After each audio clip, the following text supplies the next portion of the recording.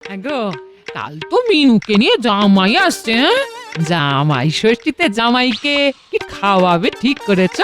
হ্যাঁ, উফ, নেই প্রতিবার তোমার সেই একই কথা। জামাইকে আবার আলাদা কি খাওয়াবো বলো তো? আমরা যা খাই জামাইও তাই খাবে।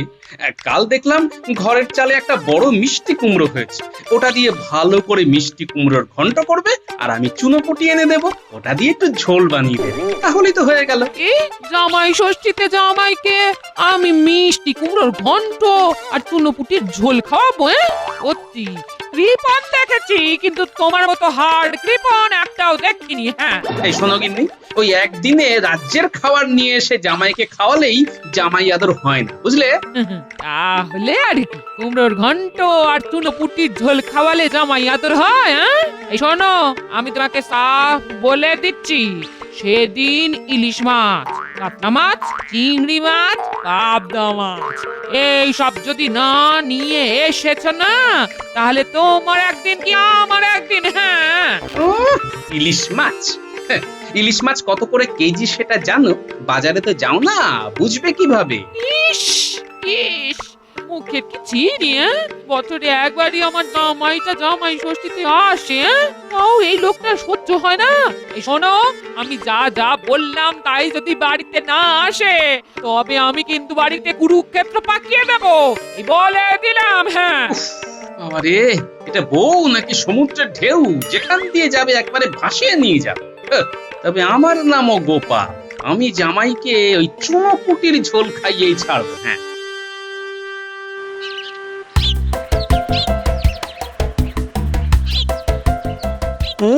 জামাই আদর খেতে শ্বশুর বাড়ি তো যাচ্ছি, কিন্তু আমার যা ঘোরেল শ্বশুর, জামাই আদর শুরু হওয়ার আগেই আমাকে কোনো না কোনো ভাবে বাড়ি পাঠিয়ে দেয়, দুষ্টু।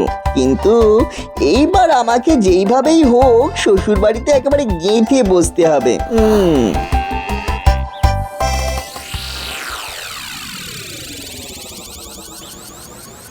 কিন্তু কিছু একটা তো করতেই হবে, যাতে যাতে আমার ওই শ্বশুর মশাই চাইলেও আমাকে আর বাড়ি থেকে বের করতে না পারে। কি করি কি করি কি করি কি করি? পেয়েছি পেয়েছি পেয়েছি, এই দাতব্য চিকিৎসালয় আমার সব সমস্যার সমাধান। হ্যাঁ গো, বাড়ির তো প্রায় কাছাকাছি চলে এলাম, বাড়ির জন্য তো একটু মিষ্টি নিতে হবে। হ্যাঁ হ্যাঁ হ্যাঁ, আমিও সেই কথাই ভাবছি, বুঝলে? জামাই ষষ্ঠীতে যাচ্ছি, মিষ্টি তো নিতেই হবে। তুমি গরুর গাড়ি করে তোমার বাপের বাড়ি চলে যাও, আমি এখানে নেমে যাচ্ছি। এখান থেকে হেঁটে ভোলা ময়দার দোকানে যাই, সেখান থেকে একেবারে টাটকা মিষ্টি নিয়ে শ্বশুর বাড়ি যাচ্ছি। আচ্ছা আচ্ছা, ঠিক আছে, তুমি বরং তাই করো। তুমি তাহলে মিষ্টি নিয়ে এসো, আমি এগোচ্ছি। হ্যাঁ হ্যাঁ, তুমি এগো। যাই, আগে তাড়াতাড়ি আমার কাজটা সেরে ফেলি, তারপর মিষ্টি নিয়ে শ্বশুর বাড়িতে গিয়ে শ্বশুর মশাইকে একবার চমকে দেবো।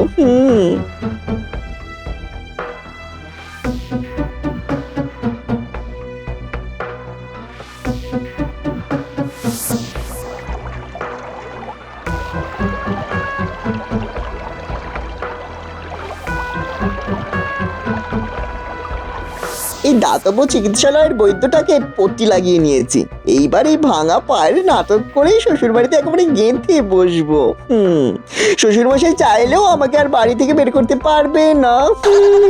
যাই, এবারে ভোলা ময়রার মিষ্টির দোকান থেকে মিষ্টি নিয়ে শ্বশুর বাড়ির দিকে হাতটা দিই।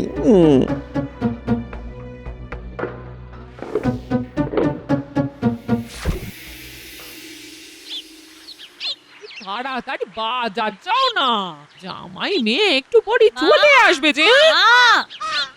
ওমা,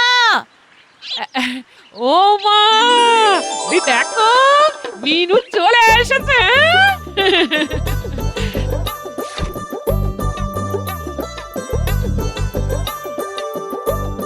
থাক মা থাক। আর হ্যাঁ রে, জামাই কোথায়? জামাই আসেনি? যাক, বাঁচা গেছে। আরে মা, তোমার জামাই ভোলা ময়রার দোকান থেকে মিষ্টি কিনবে বলে বাড়ির একটু আগেই গরুর গাড়ি থেকে নেমে পড়েছে, ও মিষ্টি নিয়ে হেঁটে হেঁটে আসছে। বাহ বাহ বাহ বাহ বাহ, বাবা জীবন মিষ্টি নিয়ে জামাই ষষ্ঠী করতে আসছে, এটা তো একেবারে পৃথিবীর অষ্টম আশ্চর্য ঘটনা হতে চলেছে। ও বাবা রে বাবা রে বাবা, এই যে মা আমি চলে এসেছি। এ কি তোমার পায়ে কি হলো? এ কি বাবা জীবন, কি হলো তোমার পায়ে? আর বললো না, গরুর গাড়ি থেকে যেখানে নামলাম সেখান থেকে একটু এগিয়ে একটা কলার বাগান ছিল। ওই বাগানের সামনে দিয়ে আমি হেঁটে হেঁটে আসছিলাম, বাগানের ভেতর থেকে কে যে কলা খেয়ে খোসাটা রাস্তায় ছুঁড়ে মারলো। উফ বাবা, আর আমি সেই খোসায় পা পিছলে এমন ভাবে পড়েছি না যে পায়ের একটা হাড় ভেঙে পড়ে গুঁড়ো গুঁড়ো গুঁড়ো গুঁড়ো হয়ে গেছে। উফ বাবা রে বাবা, কি ব্যথা। হায় হায়, এ কি কাণ্ড! এই মিনু, জামাইয়ের হাত থেকে তাড়াতাড়ি মিষ্টিটা নে। হ্যাঁ হ্যাঁ হ্যাঁ মা, নিচ্ছি। দাও দাও, মিষ্টিটা আমাকে দাও। বাবা জীবন, এই পা নিয়ে মিষ্টি আনতে গেলে কেন? জামাই ষষ্ঠীতে এসেছি, শ্বশুর বাড়িতে একটু মিষ্টি না নিয়ে আসলে হয়? এই দেখো দেখিনি। এই মিনু, এই চল চল চল, বাবা জীবনকে ধরে ঘরে নিয়ে চল। হ্যাঁ হ্যাঁ মা। হায় ভগবান, এইবার এই পা নিয়ে যে কত ভুগতে হবে এখন কে জানে। আরে কিচ্ছু হবে না, দেখিস আমরা সবাই আছি তো নাকি? আমরা সবাই মিলে বাবা জীবনকে সেবা শুশ্রূষা করে ঠিক সারিয়ে তুলবো। এইটাই তো চেয়েছিলাম, শ্বশুর বাড়িতে থাকবো আর বসে বসে সেবা শুশ্রূষা খাবো। গো, তুমি দাঁড়িয়ে আছো কেন? এসো না, এটা জামাইকে ধরো, বাবা জীবনকে ঘরে শুয়ে দিতে হবে যে। হ্যাঁ হ্যাঁ, ধরি ধরি ধরি। আস্তে আস্তে বাবা জীবন, আস্তে আস্তে। বাবা রে বাবা, উফ কি যন্ত্রণা। দেখো দেখিনি, জামাই ষষ্ঠীর আগের দিনে কি কাণ্ডটাই না হলো। বৈদ্য বলেছে একেবারে 1 মাস কোনো নড়াচড়া করা যাবে না, না হলে নাকি বাকি হাড়গুলোও ভেঙে যাবে। না না জামাই, বৈদ্য যখন বলেছে তখন তুমি 1 মাস নড়াচড়া করো না। 1 মাস কেন, দরকার হলে 2 মাস তুমি শুয়ে থাকো। এটা তো তোমারই বাড়ি নাকি?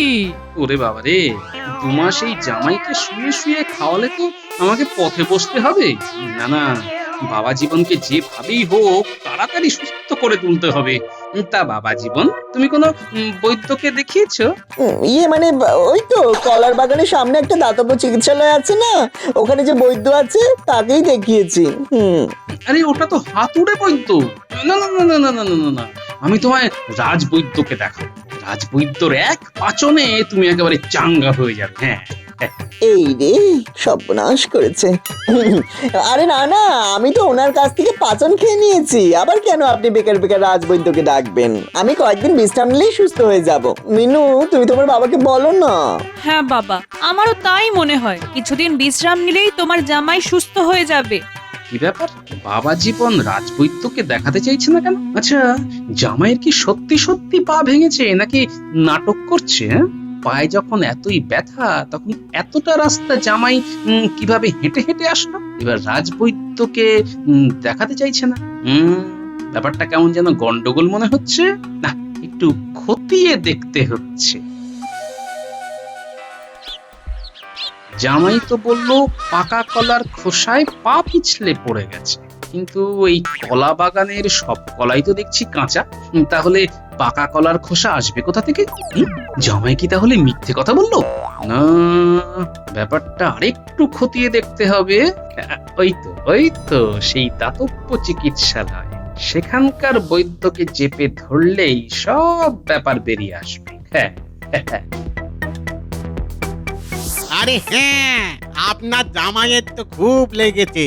1 মাস তো কোনো মতেই বিছানা থেকে উঠতে পারবে না। হ্যাঁ, তাই নাকি? এত লেগেছে? হ্যাঁ, এখন যদি উনি বিছানা থেকে উঠতে যান তবে বাকি হাড়গোড়গুলো একেবারে ভেঙে গুঁড়ো গুঁড়ো হয়ে যাবে। ওনাকে এখন 1 মাস বিছানা থেকে কোনো মতেই উঠতে দেওয়া যাবে না। মনে হচ্ছে জামাই এই বৈদ্যকে মুখ বন্ধ করার জন্য ভালোই অর্থ দিয়েছে। হ্যাঁ, আমিও বরং একটা চাল চেলে দেখি। এই বৈদ্য নিশ্চয়ই আমার চালে আটকাবে। আচ্ছা বৈদ্যমশাই, আমার জামাই আপনাকে এইসব বলার জন্য যা অর্থ দিয়েছে তার থেকে দ্বিগুণ অর্থ আমি আপনাকে দেব। আপনি শুধু আমাকে সত্যিটা বলুন। দ্বিগুণ অর্থ? আপনার জামাই তো আমাকে 5 মোহর দিয়েছে, আপনি আমাকে তাহলে 10টা মোহর দিন, তাহলে আমি সব সত্যি বলে দেব। আর আপনাকে কিচ্ছু বলতে হবে না বৈদ্যমশাই, যা বোঝার আমার বোঝা হয়ে গেছে। এটা কি হলো? যা হবার তাই হলো, এবার আমি যাই।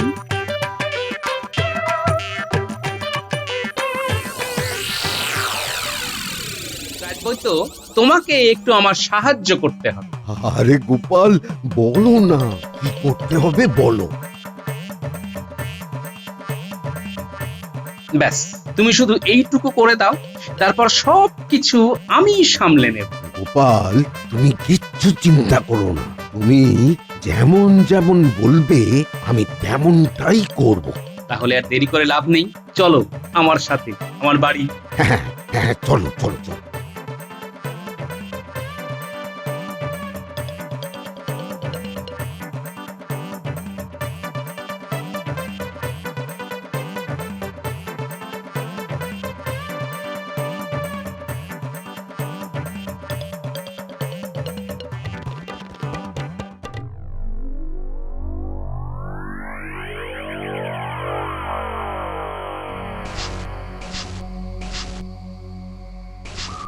কতবার বারণ করলাম যে রাজবৈদ্যকে নিয়ে আসতে হবে না, তাও আমার শ্বশুরটা কথাই শুনলো না। না না, আমাকে ভালো মতো অভিনয় করতে হবে যাতে রাজবৈদ্য কিছুতেই বুঝতে না পারে যে আমার পা ভেঙেছে। উফ বাবারে, কি ব্যথা কি ব্যথা, উফ। রাজবৈদ্য, কি বুঝলে? গোপাল, হাড়টা কতটা ভেঙেছে ঠিক বোঝা যাচ্ছে না। তাহলে কি হবে? বিজ্ঞানীকে দিয়ে একটা রক্ত পরীক্ষা করতে হবে, তবেই বোঝা যাবে হাড়টা কতটা ভেঙেছে। ওরে বাবারে বাবারে, না না, রক্ত পরীক্ষা মানে তো সুচ ফোটাতে হবে। আমি সুচ ফোটাবো না, না না না, আমি সুচ ফোটাবো না, আমার খুব ভয় করে। বাবা জীবন, সূচ দেখে ভয় পেলে হবে? তোমার পা ভেঙে গেছে, চিকিৎসা করার জন্য তো রক্ত পরীক্ষা করতেই হবে। হ্যাঁ বাবা জীবন, তুমি আর না করো না, তোমাকে এইভাবে দেখতে আমাদের খুব কষ্ট হচ্ছে। হ্যাঁ হ্যাঁ গো, একটু কষ্ট করে রক্ত পরীক্ষাটা করে নাও, তাহলে দেখবে রাজবৈদ্য তোমার চিকিৎসাটা ভালোভাবে করতে পারছে। এখন যদি বলি আমি রক্ত পরীক্ষা করাবো না, তখন আবার সবাই সন্দেহ করতে পারে। একটু সহ্য করে রক্ত পরীক্ষাটা করেই নি, পরে তো শুয়ে শুয়ে আরাম খেতে পারবো। তো পরীক্ষা করতে 2 দিন সময় লাগবে। ততদিন তুমি তোমার জামাইকে 2 বেলা নিম পাতা আর কালমেঘ পাতা একসাথে বেটে সেই রস খাওয়াতে হবে। নিম পাতার কালোমেঘ পাতার রস, ইস কি তিতো। হ্যাঁ, আর দুপুরে ভাতের সাথে নুন ঝাল ছাড়া পেঁপের পাতলা ঝোল, এটাই এখন তোমার পথ্য। আমি রক্ত পরীক্ষাটা করে বুঝে নিই যে আসল ব্যাপারটা কি হয়েছে, তারপর ওই পরশু থেকে তোমার চিকিৎসা শুরু করব। এ বাবা, কাল জামাই ষষ্ঠীতে কোথায় ভেবেছিলাম এই বাবা জীবনকে একটু ইলিশ মাছের সর্ষে বাটা পাবদা মাছের ঝাল করে খাওয়াবো, তো এখন তো দেখছি জামাই আমার কিছুই খেতে পারবে না। গিন্নি, তোমার খাওয়া আগে নাকি জামাইয়ের শরীর আগে? হ্যাঁ, না না, তা তো ঠিকই, তা তো ঠিকই। না না, আমি কাল ওকে ওই পেঁপে দিয়ে পাতলা ঝোলই করে দেবো। হ্যাঁ জামাই, তুমি যদি চলো ডালে ডালে, আমিও চলি পাতায় পাতায়।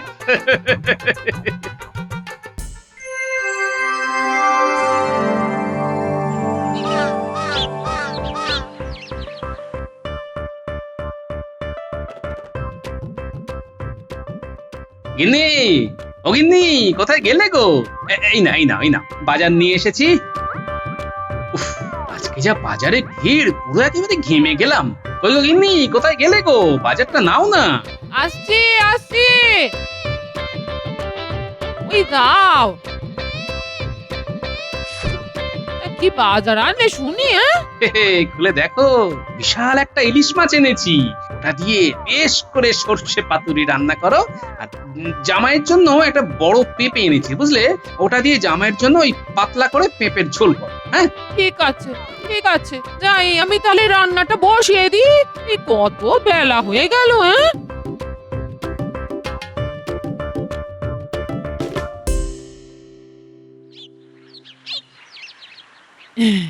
বাবা জীবন, তোমাকে একটু মুড়ি মিষ্টি খেতে দিয়ে। হ্যাঁ, নিয়ে আসুন নিয়ে আসুন। মনে হচ্ছে এইবার আমার জামাই আদরের পালা শুরু হচ্ছে। আচ্ছা বাবা। অমিনু, কাল যে জামাই মিষ্টি আনলো, সেখান থেকে মিষ্টি নিয়ে জামাইকে একটু মুড়ি মিষ্টি দিয়ে যা। আয়। আরে গিন্নি, দাঁড়াও দাঁড়াও, কি করছো? কেন? আমি এবার কি করলাম? বাজারে যাবার সময় আমার ওই রাজবৈদ্যর সাথে দেখা হয়েছিল। রাজবৈদ্য বলল জামাইয়ের রক্তে শর্করা আছে, তাই মিষ্টি খাওয়া বারণ। সকালবেলা নিম পাতা আর কালো মেঘ পাতার পাচন খেতে হবে, আর দুপুরে পেঁপের ঝোলের সাথে করলা আর নিম পাতা ভাজা খেতে হবে। ও হ্যাঁ, তাই নাকি? এই তাহলে আমি এক্ষুনি নিমের পাচন করে আনছি। হ্যাঁ, শুধু নিম না, তার সাথে কালো মেঘের পাতাও দেবে। তারপর দুটো পাতা একসাথে ভালো করে ঘেঁটে রস করবে। হ্যাঁ, হ্যাঁ, হ্যাঁ, আমি এক্ষুনি আনছি।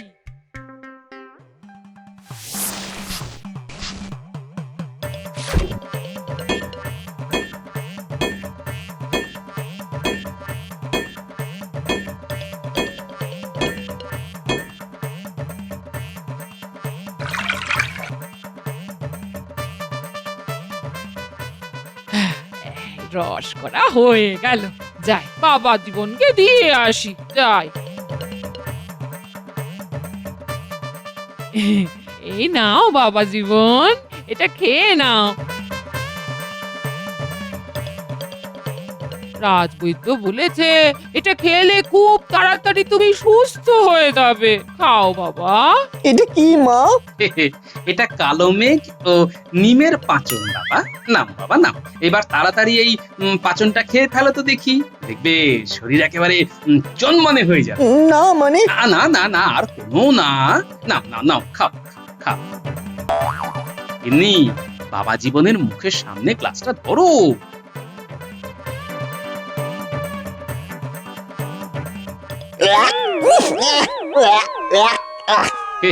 বাবা জীবন, কেমন লাগছে জামাই আদর? তুমি যেমন বুনো ওল, আমিও তেমন বাঘা তেঁতুল।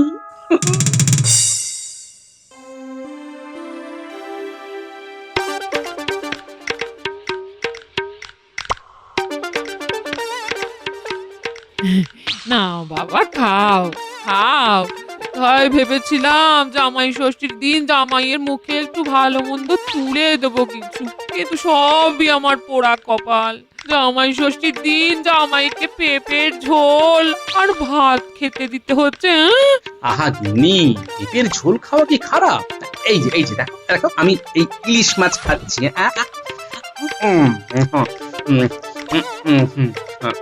এতে কত ক্ষতি হলো বলো তো? এই সামনে ইলিশের গন্ধে চারিদিক ম করছে, আর আমার পাতে পেঁপের ঝোল টলটল করছে। কেন যে পা ভাঙা নাটকটা করতে গেলাম? অন্তত আজকের দিনটা তো ভালো মন্দ খেতে পারতাম। ধুর। বাবা জীবন, এবার খাওয়া শুরু করো বাবা। আগে মা। জামাই বাবা জীবন, তোমার মনের ভিতরটা যে ইলিশ খাওয়ার জন্য আকুপাকু করছে, সেটা তো আমি বেশ ভালোই বুঝতে পারছি। কিন্তু ইলিশ তো তোমার ভাগ্যে জুটবে না বাবা জীবন। তোমার ভাগ্যে যে আজকে কি আছে সেটা শুধু আমিই জানি।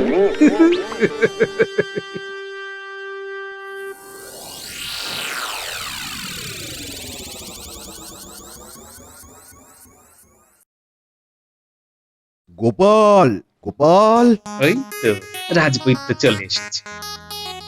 এক্ষুনি শুরু হবে আসল খেলা। আসি, এসো রাজবৈদ্য, ভেতরে এসো। আজকের মধ্যেই তোমার জামাইয়ের পাটা শল্য চিকিৎসা করে কেটে ফেলতে হবে, নইলে আর কোনোদিনও তোমার জামাই হাঁটতে পারবে না। তাই নাকি?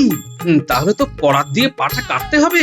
হ্যাঁ গোপাল, করার ছেনি সবই আমি নিয়ে এসেছি এই থলে করে। না না না না, আমি পা কাটবো না, আমি পা কাটবো না, না না না।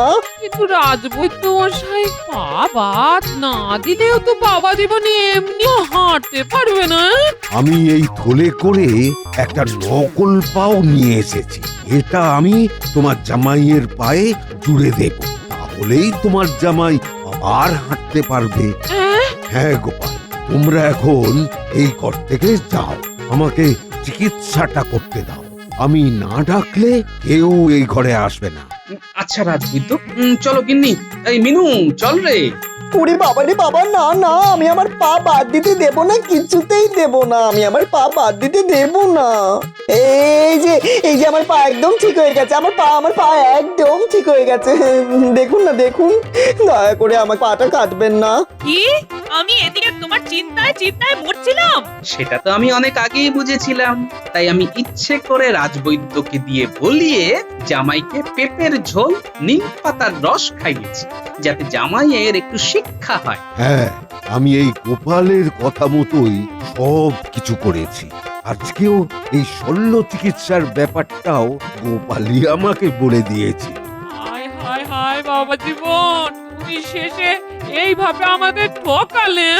ছি ছি ছি ছি ছি, মা বাবার সামনে এইভাবে আমার মুখটা পোড়াতে তোমার লজ্জা করলো না? মা, ঝেঁটাটা কোথায় গেল? হ্যাঁ, আজকে ঝেঁটা মেরে ওকে এই বাড়ি থেকে বিদায় করব।